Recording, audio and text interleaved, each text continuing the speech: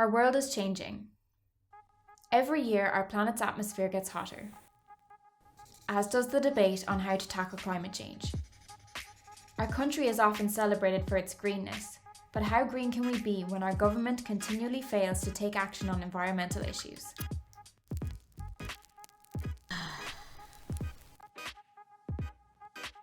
In 2007, targets were set in place by the European Union for each of its member states to reach by the year 2020. Each country was asked to reduce their greenhouse gas emissions by 20%, and most member states have already surpassed this target.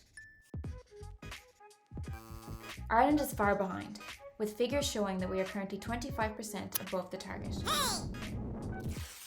The government have now admitted that we will not meet these goals by 2020. They claim that they need more than 10 years to reach these goals, but the EU have already set a much higher target for member states in 2030. So what will happen when the EU discover that our government has no immediate aims to reach these targets? We will either pay a fine as high as €600 million, or if we're lucky, we can purchase carbon allowances, which will cost anywhere between €98 and €500 million. The current solution in place is carbon taxing, which means a hike in taxes just to drive our cars and heat our homes. But why didn't our government invest these millions of euros into the development of renewable energy sources, instead of handing it away to the EU? Let's be realistic.